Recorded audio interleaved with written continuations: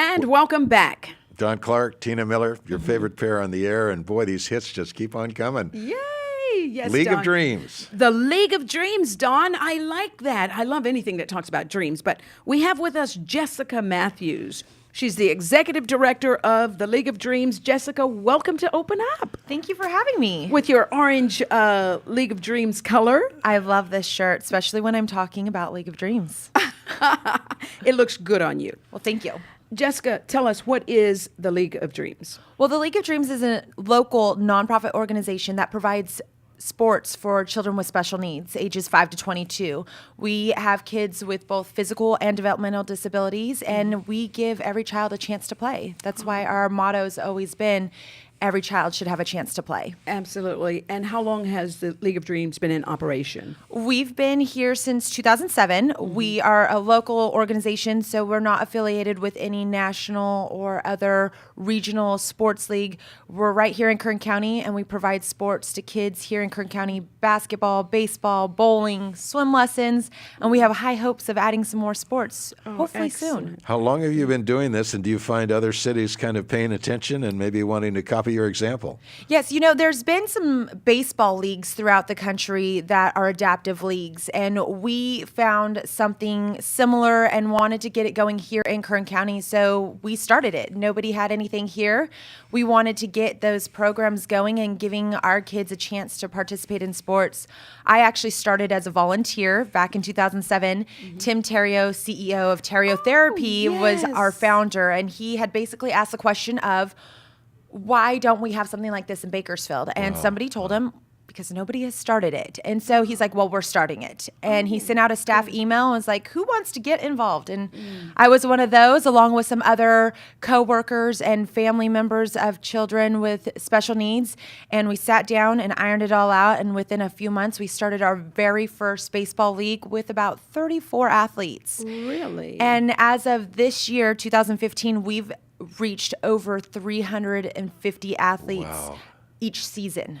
Are you getting cooperation from our Parks and Recreation Department and other where you have the facilities to use? Absolutely. We actually partner with both North of the River Parks and Recreation and City of Bakersfield Parks and Recreation. They help provide the facilities, the equipment that we may not have or we don't have access to. And then they also help us with staffing. So that way, instead of being a one-woman show, I have a very part-time assistant now, and then we also have some staff from those organizations to help us make sure that these leagues go on without a hitch. What kind of impact do you see in the lives of the kids that are participating in this? I have a little story. We have a little girl named Kelsey. Well, she's not so little anymore. She's a teenager now. But when she first started League of Dreams, her parents had heard for many years, Kelsey's never going to be able to walk. She's never going to be able to get out of a wheelchair. You're going to have to do everything for her. Kelsey is now in high school. She's a freshman at Centennial. And a couple of years ago, she took her very first steps on our adaptive baseball field. Wow. She can walk. We had a fundraiser last month, and she finished the last couple hundred yards walking with the help of her mother and a friend. Oh, my. It is just amazing to see these kids get to do things that they were told that they would never have a chance to do. For many years, they sat on those sidelines and watched siblings and friends and family members participate in sports, but now they really do have a chance to play. Talking about children with special needs, it takes a special person to step up and do this. Is it a nonprofit organization? It is. We are a nonprofit. We've been a nonprofit since we started, and so we rely heavily on our community support, both volunteers and then sponsors and donors. We don't get funding from the state or federal government, so we do our best to have fundraisers and events to bring in some money, along with working with other local businesses to bring in sponsorships to cover the cost of providing these sports, because we actually provide these sports free of charge to our athletes if they register in a timely manner. Okay. Go ahead, I'm sorry. Well, speaking of your events, Chris is showing something on the screen there. Tell us about that. That is our next season of sports. That is our baseball season information. So we have baseball in the spring, basketball in the fall, and then bowling in the summer. Baseball is our next sport, and I know I'm already looking forward to it because just those couple months in between sports, it feels like a lot longer time where I don't get to see my kids. We're looking for volunteers to come out and help with our athletes. We pair up a volunteer to work with each individual athlete and help them participate in whichever way they need. They can be high school students, community members, family, friends, anybody that wants to come out and help. We're always welcome to have them with us. I would bet that some of the people that are most amazed at what these young people are accomplishing are the parents. What do you see in them? You know, I was really impressed with our parents because sometimes when you go to sports events, you hear the heckling and the come on, run faster or do this or do that. Every parent out there is cheering for every single kid. It doesn't matter if they're on a different team, if they're in a different division, if they can walk, if they can run, if they have to be pushed in a wheelchair. They are out there supporting every single family. It's become one tight-knit community where they look forward to having their family reunion every week that we have games. They bring their cowbells, they bring their whistles, they make signs. Some of the siblings get in like cheerleading uniforms and get out there and cheer for them. And it is just amazing to see all the smiling faces. I've never seen so much joy. And do you see parents who perhaps themselves had a limited view of what their child can do, and then suddenly they see that child accomplishing things that they never dreamed of? Absolutely. We have parents that are like, well, I don't know if we should do this. I don't know that he can. And I always tell them, you know what? It is worth a shot. What's the worst that's going to happen? They're not going to be able to participate. So giving them a chance to try it and maybe even retrying it if it doesn't work out the first time, just to see if there's, kids need to learn. It gives them a chance to do something and to break those barriers of not being able to do something or giving their parents a big shocker of getting up and taking first steps on a field. It gives those parents a little bit more willingness to try new things.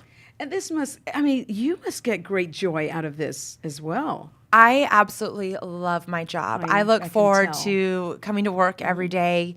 Not many people can say that anymore. I get to go out and participate on the field, on the court.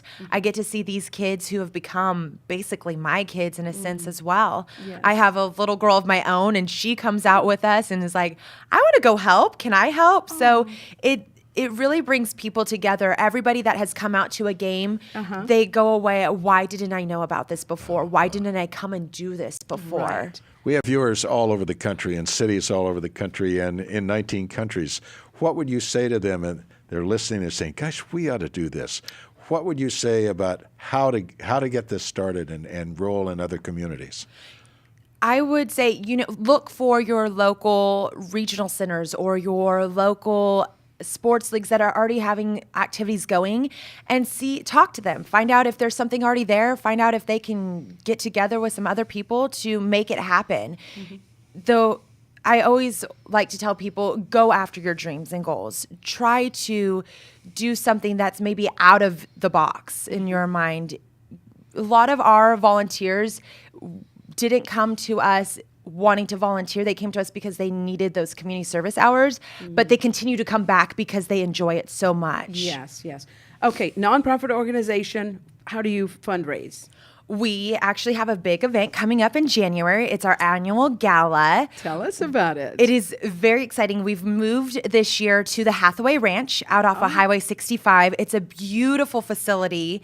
The Hathaway family has graciously allowed us to use their facility for this event, and I'm really looking forward to it. We have a great dinner lined up. We have a live and silent auction, and it's a good night. It's a fun night. We bring in a family from League of Dreams to tell their story and get to share what the league has done for them.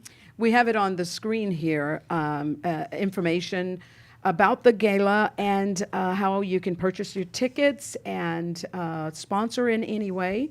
How exciting just to do something for someone else who's volunteering actually is something I support wholeheartedly. Absolutely. Very much so. What clicked in you when the word went out that Tim Terrio was going to spearhead this? Why did you say, yeah, I'm going to take a shot at this? Well, I have always helped and volunteered and worked in the special needs classes as I was growing up. I actually volunteered at a local organization, Hearts Connection, for a full summer.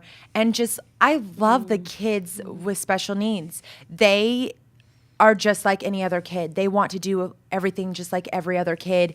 Sometimes it just takes them a little bit longer or a little more time to learn or practice. And when Tim said that he was going to start a sports league, I went all in because I'm a sports girl. I love baseball. I played sports growing up, and I wanted to be a part of something that I knew was going to make a huge effect on this community. Well, kudos to Tim Terrio for doing this. And to you, Jessica. Thank you. You bet.